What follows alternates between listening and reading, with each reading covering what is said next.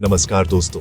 हाल ही में हुई बिहार इलेक्शंस शायद से देश के इतिहास में अभी तक की सबसे अनफेयर इलेक्शंस थी। जिस लेवल की हेराफेरी, जिस लेवल की इलेक्टोरल मैन्युपुलेशन यहाँ पर हुई, उसे जानकर आपके होश उड़ जाएंगे। मैं जानता हूँ आप में से कुछ लोगों को लग रहा होगा कि ऑपोजिशन की यहाँ पर बुरी तरीके से हार हुई, इसलिए वोट चोरी का बहाना दिया जा रहा है। मीडिया में भी यही नैरेटिव फैलाए जा रहे हैं कि वोट चोरी का नैरेटिव फेल हो गया। लेकिन सच बात यह है दोस्तों कि वोट चोरी कोई नैरेटिव नहीं है, बल्कि एक हकीकत है।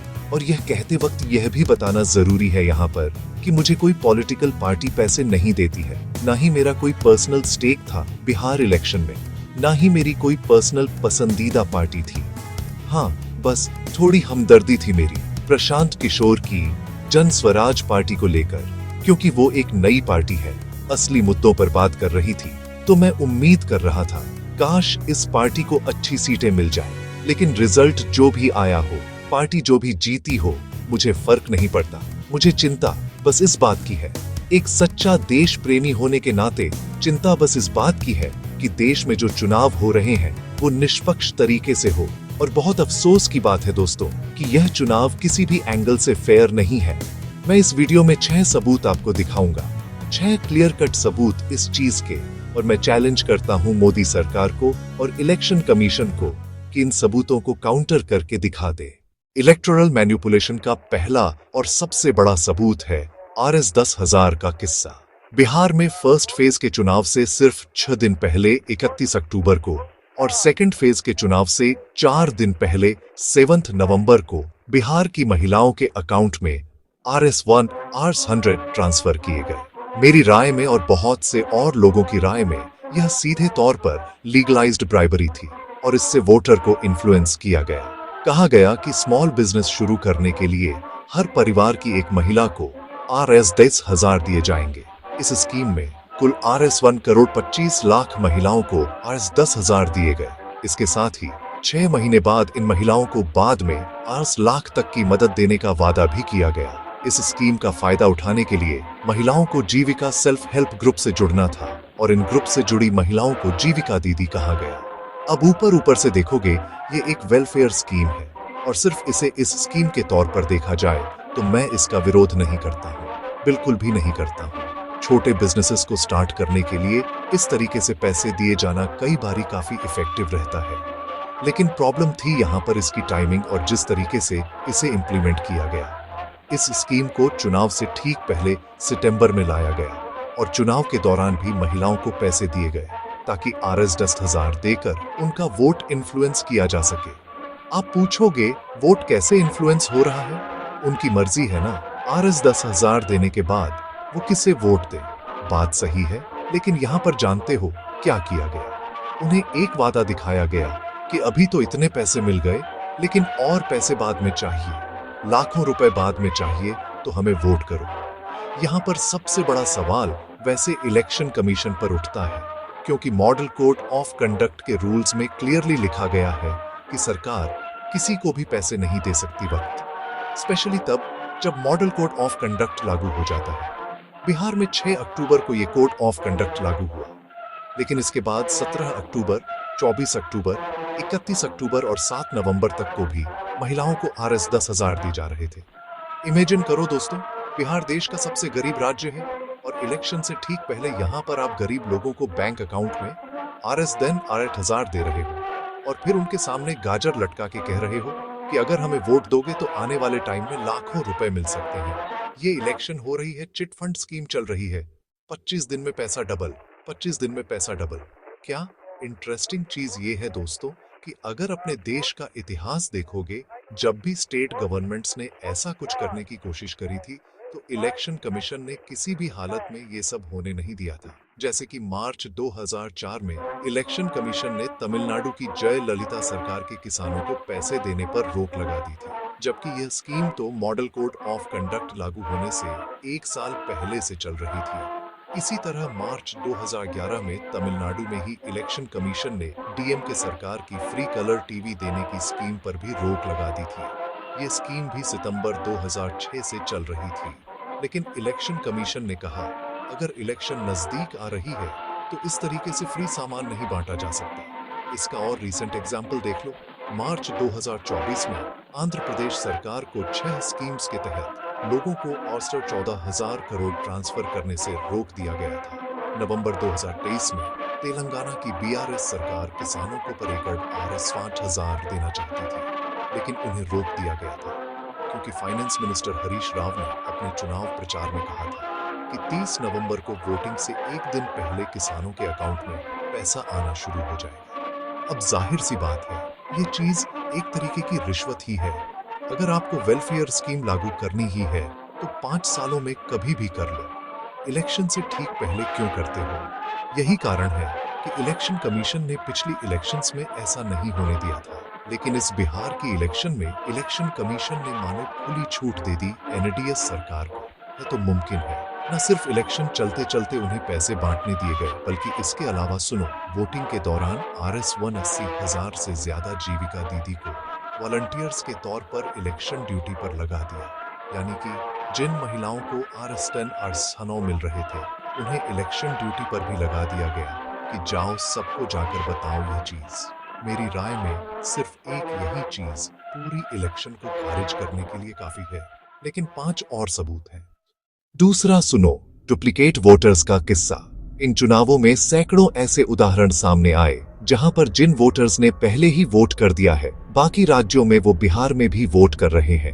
ये देखो, बीजेपी के वर्कर नागेंद्र कुमार दिल्ली और बिहार दोनों जगह पर वोट डाला। अजीत झा नाम का यह वोटर, जिसने हरियाणा चुनाव में भी वोट डाला, दिल्ली चुनाव में भी वोट डाला, बिहार चुनाव में भी वोट डाला।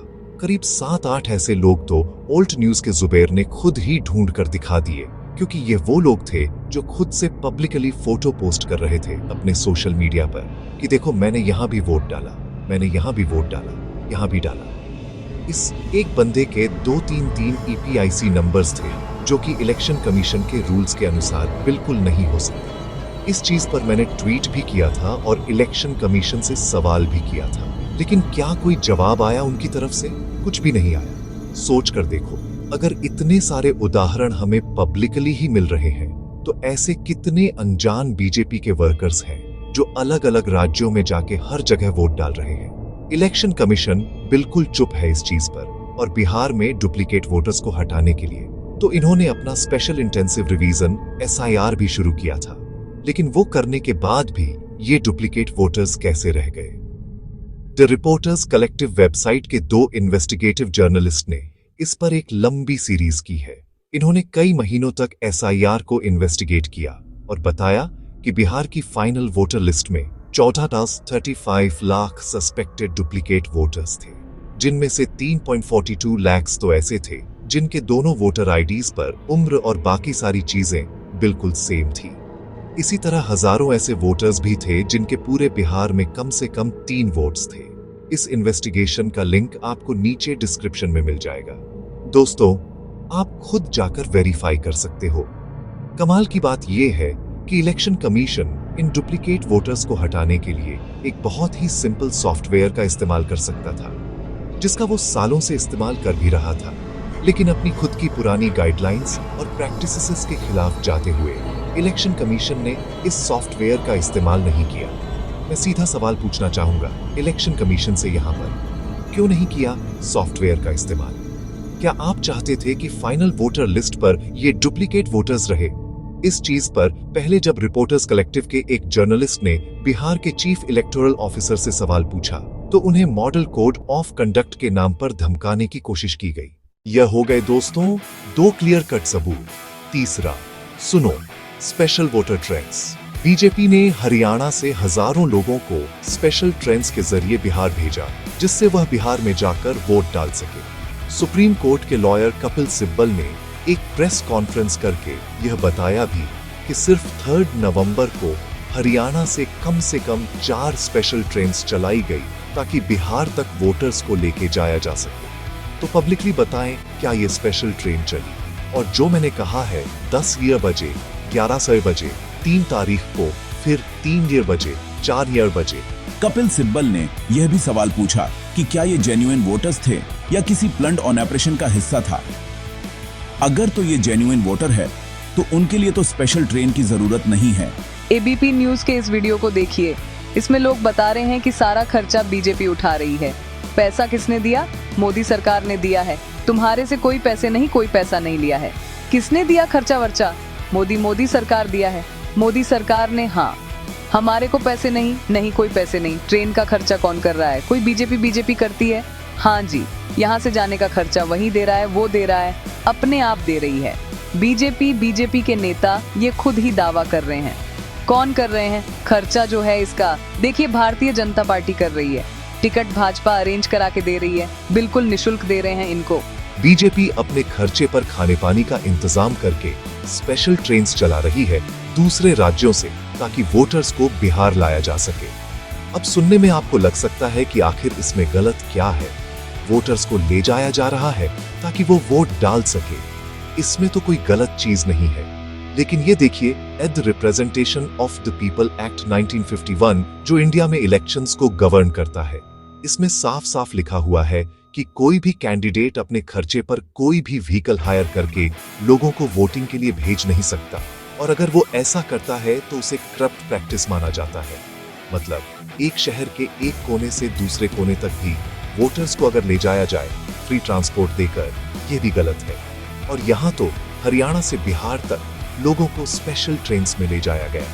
एक बार फिर से रूल्स के अनुसार इलेक्शन कमीशन को इस चीज पर एक्शन लेना चाहिए था और इन ट्रेन्स को रोक देना चाहिए था, लेकिन उन्होंने ऐसा नहीं किया। यहाँ पर आम आदमी पार्टी के सौरभ भारद्वाज ने आरोप लगाया कि बीजेपी ने एसआईआर के दौरान अपने लॉयल वोटर्स को आइडेंटिफाई किया और इंश्योर किया कि वह डिलीट ना हो, और फिर उनको बिहार में वोट डालने के लिए भेजा। इसी तरह राहुल गांधी ने भी आरोप लगाया कि बीजेपी के लोग खुलेआम अलग अलग राज्यों में घूमकर वोट डालते हैं और इस चोरी को छुपाने के लिए सारे सबूत मिटाए जाते हैं। लेकिन सबूत इतने सारे हैं दोस्तों कि ये मिट नहीं सकते। सब कुछ पब्लिक डोमेन में अवेलेबल है। चौथा, सुनिए सीसीटीवी रूल्स। सीसीटीवी के रूल्स को बदलना और गड़बड़ी के सारे प्रूफ्स मिटा देना। पोलिंग बूथ्स की सीसीटीवी फुटेज एक बहुत ही अहम चीज है दोस्तों, क्योंकि इस फुटेज के जरिए साफ देखा जा सकता है कि सच में किसी इंसान ने दो जगह पर वोट डाला है या नहीं, किसी ने किसी और के नाम पर वोट डाला है या नहीं, कितने लोग एक पोलिंग बूथ में आ रहे हैं दिन में, क्या उसका नंबर सही से रिकॉर्ड किया जा रहा है या नहीं। लेकिन इलेक्शन कमीशन सीधे तौर पर इस सीसीटीवी फुटेज को छुपाना चाहता है, क्योंकि इन्होंने इसका भी रूल बदल डाला। पहले the conduct of election rules 1961 में नियम था कि कोई भी एक फीस देकर इलेक्शन पेपर्स मांग सकता है और इलेक्शन कमीशन को उसे यह पेपर्स देने पड़ेंगे।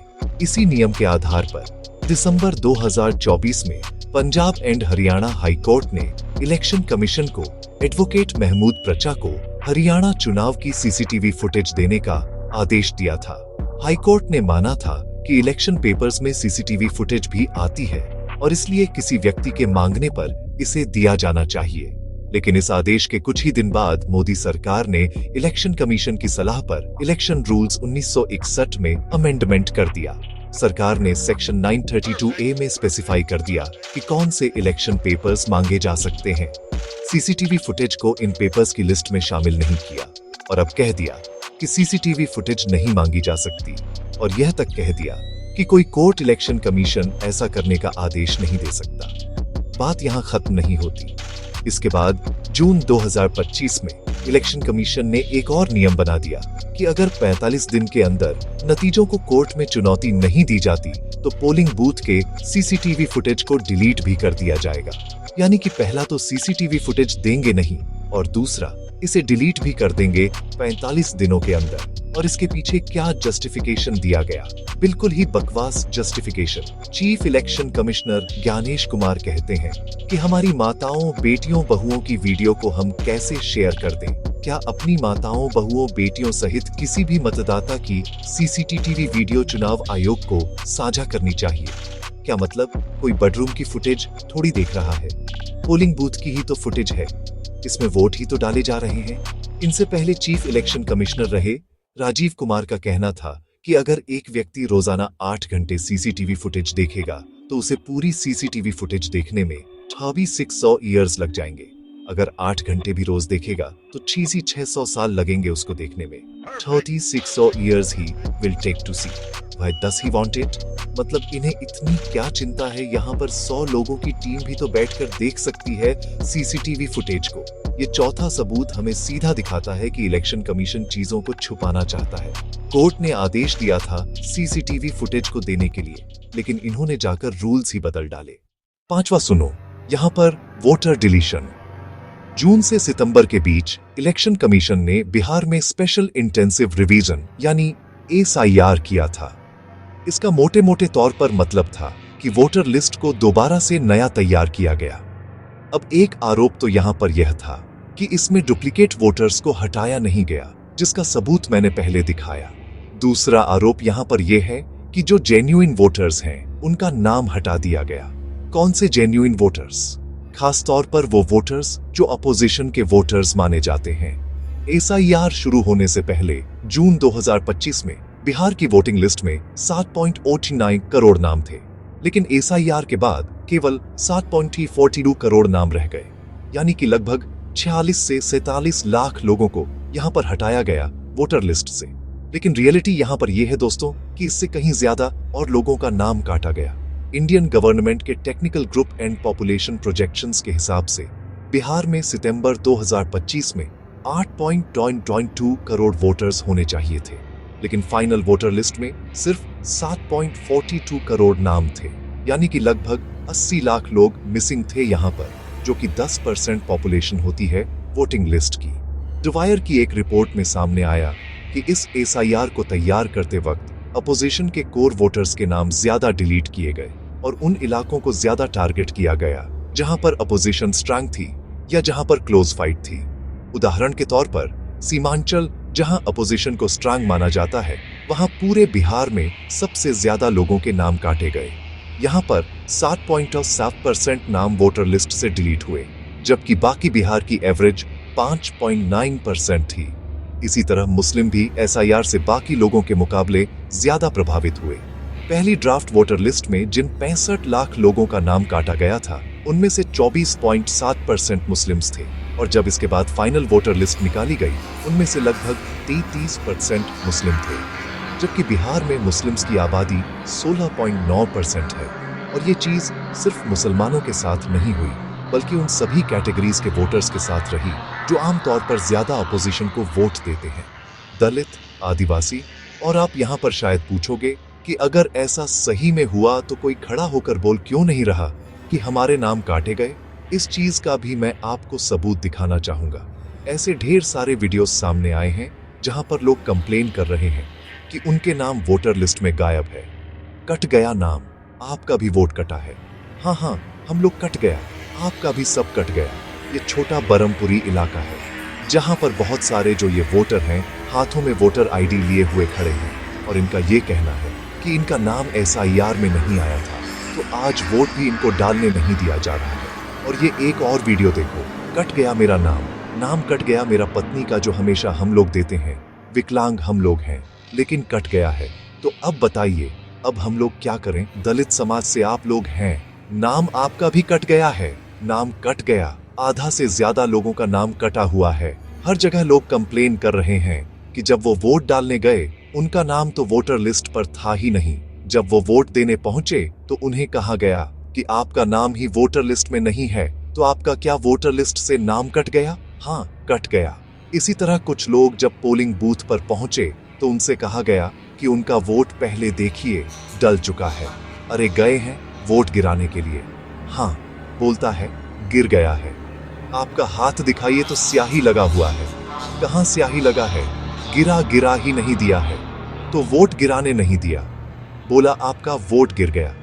तो हम बोले कैसे वोट गिर गया भाई? हाँ, हम तो वोट गिरावे नहीं किए हैं, और फॉर्म भरने के बाद भी जब वोट देने आए हैं, इनका तो नाम और इनका हस्बैंड का नाम दोनों मैच कर रहा है। बूथ नंबर 47 पे था। जब बूथ नंबर 47 पे जाते हैं तो पता चलता है कि उसमें चेहरा किसी और का है, और सब नाम और हस्बैंड का नाम इन्हीं का है, और वोट पड़ा हुआ है। हमारा वोट पहले से पड़ा हुआ है। छठा सबूत है दोस्तों, इलेक्शन कमीशन की बायसनेस। किस तरीके से इलेक्शन कमीशन बीजेपी को फेवर करता है, इसका एक पूरा पैटर्न सामने आ चुका है। चुनाव की तारीखें तक इस तरीके से तय की जाती है जिससे बीजेपी को फायदा हो। 2021 में ही देख लो, वेस्ट बंगाल में 8 फेज में चुनाव हुए और कई जिलों में अलग अलग 2-3 दिन वोटिंग हुई। आरोप लगा कि ऐसा इसलिए किया गया ताकि नरेंद्र मोदी और अमित शाह बाकी राज्यों में प्रचार खत्म करके वेस्ट बंगाल पर ध्यान दे सके। इसी तरह बार बार बीजेपी के leaders model code of conduct को वायलेट करते हैं, लेकिन इलेक्शन कमीशन उनके खिलाफ कोई एक्शन नहीं लेता। 2024 की ही लोकसभा चुनाव का उदाहरण देख लो। नरेंद्र मोदी ने धर्म के नाम पर वोट मांगे और एंटी मुस्लिम बयान दिए। और पहले जब उनकी सरकार थी, उन्होंने कहा था कि देश की संपत्ति पर पहला अधिकार मुसलमानों का है। इसका मतलब ये संपत्ति इकट्ठी करके किसको बांटेंगे? जिनके ज्यादा बच्चे हैं उनको बांटेंगे। ये सब इसलिए होता है दोस्तों, क्योंकि इलेक्शन कमिश्नर चुना जा रहा है खुद मोदी सरकार के द्वारा। इलेक्शन कमिश्नर्स की अपॉइंटमेंट को फेयर बनाने के लिए मार्च 2023 में सुप्रीम कोर्ट ने एक कमेटी बनाई थी। इस कमेटी में prime minister, leader of opposition और चीफ जस्टिस शामिल थे, जिन्हें मिलकर इलेक्शन कमिश्नर को चुनना था। लेकिन कुछ महीने बाद दिसंबर 2023 में ही मोदी सरकार एक नया बिल लेकर आती है, जिसमें चीफ जस्टिस को इस कमेटी से बाहर निकाल दिया जाता है और उनकी जगह एक यूनियन मिनिस्टर को ला दिया जाता है। यानी सरकार अपनी मर्जी का इलेक्शन कमिश्नर चुन सकती है। और यह चीजें तो पहले भी हो रही था, आप कहोगे, लेकिन फर्क ये है कि पहले कभी हालत इतनी खराब नहीं हुई। चुनाव आयोग को साझा करनी चाहिए क्या? इत्तेफाक देखिए आप। इलेक्शन कमिश्नर ज्ञानेश कुमार ने 24 जून 2025 को बिहार में SIR का ऐलान किया था और इसके एक ही दिन बाद 25 जून को उनके दामाद मनीष बंसल को सहारनपुर का DM अपॉइंट कर दिया जाता है। एक ही महीने बाद जुलाई में ज्ञानेश कुमार की बेटी मेधा रूपम को नोएडा का DM बना दिया जाता है। यह उत्तर प्रदेश में सबसे ज्यादा डिमांड में रहने वाली पोस्ट है। मेधा नोएडा की पहली महिला DM तक बन जाती है। अब आप बताओ दोस्तों, क्या यह सिर्फ कोइंसिडेंस है या फिर यहाँ पर कोई लिंक है? ज्ञानेश कुमार SIR करते हैं और उनके परिवार के लोगों को इतनी अच्छी अच्छी पोस्टिंग्स मिल जाती हैं। 6 क्लियर कट सबूत अब मैंने आपको दिखाए हैं दोस्तों। अब कुछ लोग आप में से कहेंगे कि अगर इतना ही सबूत दिखाना आ रहा है तो इन सबूतों को लेकर कोर्ट क्यों नहीं चले जाते? वोट चोरी को लेकर केस क्यों नहीं कर देते इलेक्शन कमिश्नर पर? कर सकते हैं, लेकिन प्रॉब्लम यह है कि इस चीज में भी रूल बदल डाले मोदी सरकार ने। इलेक्शन कमिश्नर्स को लीगल एक्शन से बचाने के लिए 2023 में मोदी सरकार यह अमेंडमेंट लेकर आई। इस एक्ट में एक नया सेक्शन जोड़ दिया गया कि ऑफिशियल ड्यूटी के दौरान किसी भी काम के लिए इलेक्शन कमिश्नर्स के खिलाफ जीवन में कभी मुकदमा नहीं किया जा सकता। अब आप ही बताओ दोस्तों, कोर्ट जाकर फायदा क्या जब इलेक्शन कमिश्नर्स के खिलाफ कोई केस किया ही नहीं जा सकता? लेकिन इसके बावजूद एसोसिएशन फॉर डेमोक्रेटिक रिफॉर्म्स ने और कई सारी सिविल लिबर्टी ग्रुप्स ने साथ में मिलकर SIR को कोर्ट में चैलेंज किया। ये कोर्ट में चैलेंज SIR आने से पहले ही कर दिया गया था। तो यहाँ पर इलेक्शन कमीशन ने बहाना दिया कि अरे SIR तो हुआ ही नहीं है। तो इसको लेकर जो भी डर है लोगों के मन में, वो स्पेकुलेटिव है। कुछ महीनों बाद जब एक्चुअली में 65 लाख नाम हटाए गए वोटर लिस्ट से और उनमें गड़बड़ियां निकली, तो इलेक्शन कमिश्नर फिर कहता है कि अरे ये तो बस छोटी मोटी गलतियां हैं, थोड़ी बहुत हो जाती है, हम इन्हें ठीक कर लेंगे। सुप्रीम कोर्ट अपने ऑन ऑर्डर में आदेश देता है इलेक्शन कमीशन को कि इन डिलीटेड नामों को अपनी वेबसाइट्स पर पब्लिश करो। कोर्ट कहता है कि पॉलिटिकल पार्टीज और पैरालीगल वॉलंटियर्स उन वोटर्स को असिस्ट कर सकते हैं जिनके नाम गलत तरीके से हटाए गए। लेकिन इसके अलावा कोर्ट कोई और एक्शन नहीं लेता। SIR को कंटिन्यू रखा जाता है। कोर्ट यह तक कहता है कि उन्हें कोई शक नहीं है कि इलेक्शन कमीशन अपनी ड्यूटीज को पूरा करेगा। और कुछ इसी तरीके से दोस्तों, सुप्रीम कोर्ट में इस चीज को लेकर सुनवाई चलती रहती है। बिहार इलेक्शंस का फेज 1 आ जाता है, सुनवाई चलती रहती है। फेज 2 आ जाता है, सुनवाई चलती रहती है।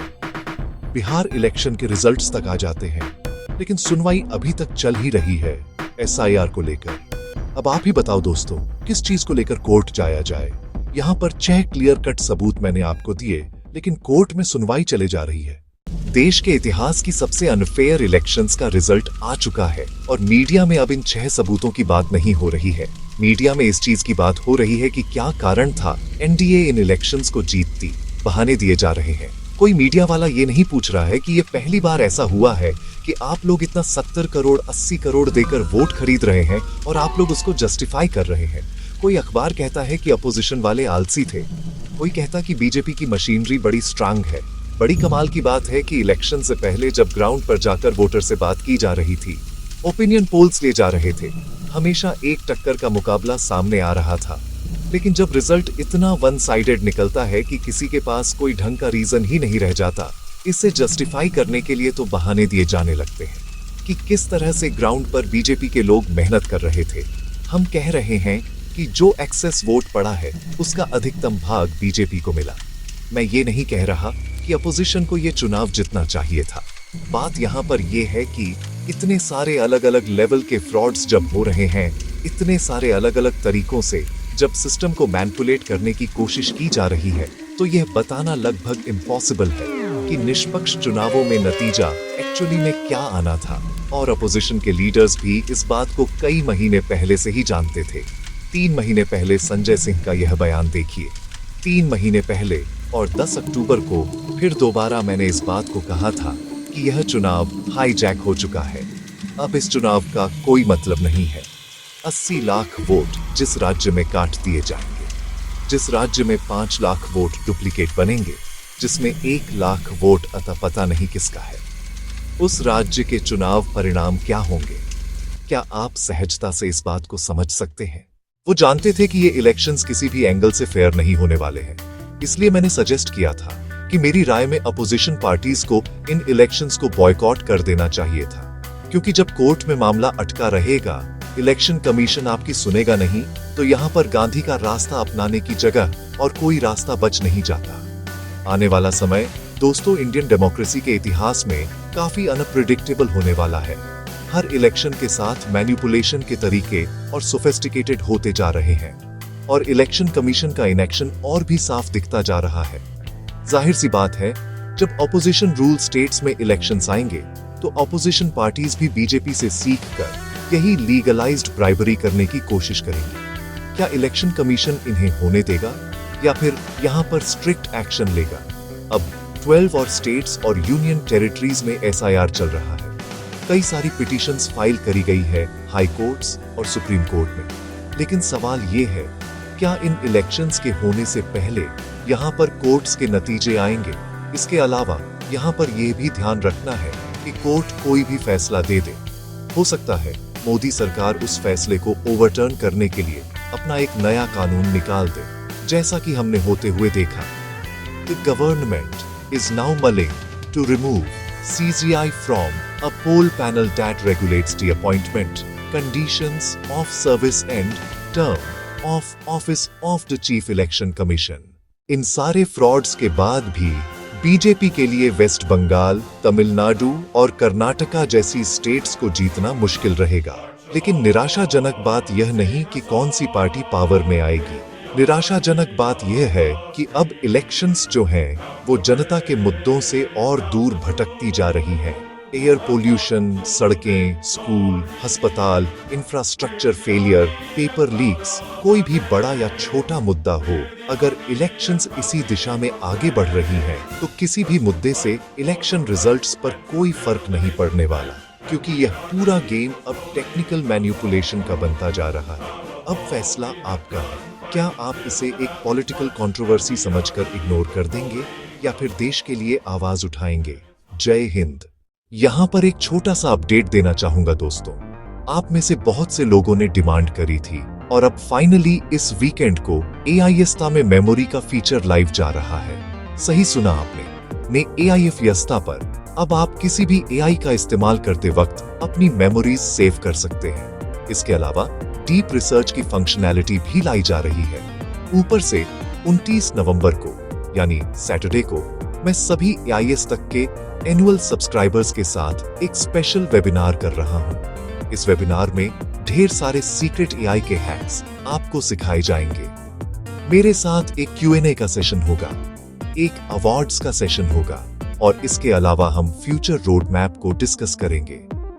AIF यस्ता में आने वाले फीचर्स की एक झलक आपको दिखाई जाएगी। लेकिन बस एक चीज है कि यह वाला वेबिनार AI यस्ता के सिर्फ एनुअल सब्सक्राइबर्स के लिए है। अगर आप एक मंथली सब्सक्राइबर हो तो 29 नवंबर से पहले आपके पास बड़ी अपॉर्चुनिटी है एनुअल सब्सक्रिप्शन में कन्वर्ट करने का, क्योंकि अभी एक ब्लैक फ्राइडे सेल भी चल रही है।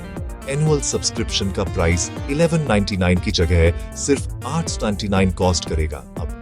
तो 29 नवंबर से पहले ये कर लो। आप इस वेबिनार को भी अटेंड कर पाओगे। इसका लिंक नीचे डिस्क्रिप्शन में मिल जाएगा, या फिर आप इस QR कोड को भी स्कैन कर सकते हो। बाकी सारी डिटेल्स इसके बारे में आपको ईमेल के थ्रू कम्युनिकेट की जाएगी। तो चलो मिलता हूं मैं आपसे इस स्पेशल वेबिनार में।